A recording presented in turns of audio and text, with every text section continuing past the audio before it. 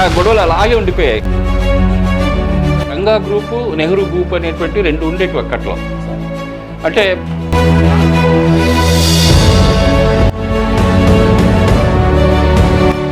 ముఖ్యంగా వీటి నాయుడిని రాజకీయంగా బాగా ఎదిగించాలనేటువంటి ఉద్దేశంతో మేమందరం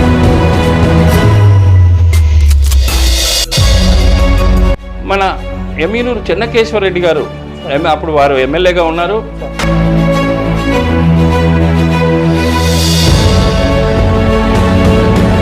ఇమ్మీడియట్గా వెళ్ళిపోవటం పోయాను. అసలు ఆశ్చర్యకరమైన విషయం ఏంటంటే పోయిన ఇమ్మీడియట్ నాకు బీఫామ్ ఇచ్చేసారు.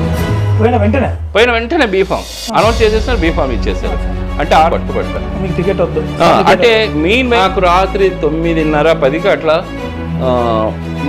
ఫోన్ వస్తే ఎత్తాను.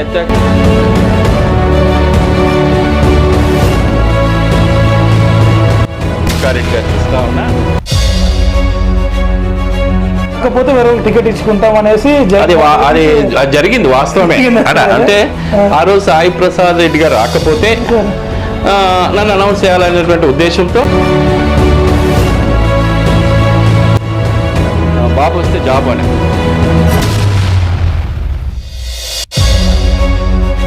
ఆదోని మెడికల్ కాలేజ్ కూడా రావాల్సినటువంటి పరిస్థితి. కానీ ఈ రోజున పరిస్థితి B4 అంటున్నారు.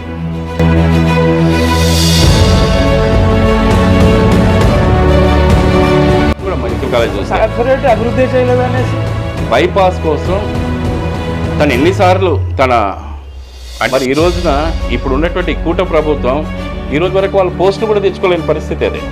అది అసలు ఉంటుందా ఊడుతా అనేటువంటి పరిస్థితి ఉంది.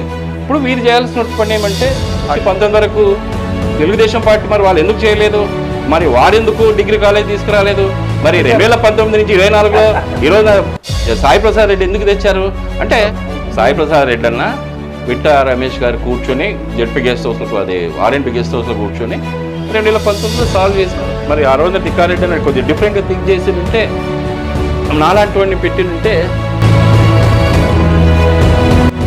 జరిగింది. ప్రజలు ఒక్క రూపాయి కూడా ఖర్చు పెట్టారు.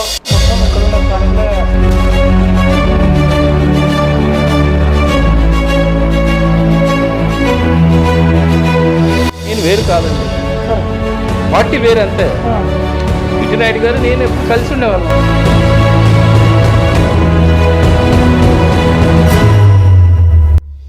పార్థసారథి, డాక్టర్ మధుసూదన్, బీటీ నాయుడు ముగ్గురం కట్టుబడి ఉన్నాం. ఎప్పుడైనా కూడా ముగ్గురు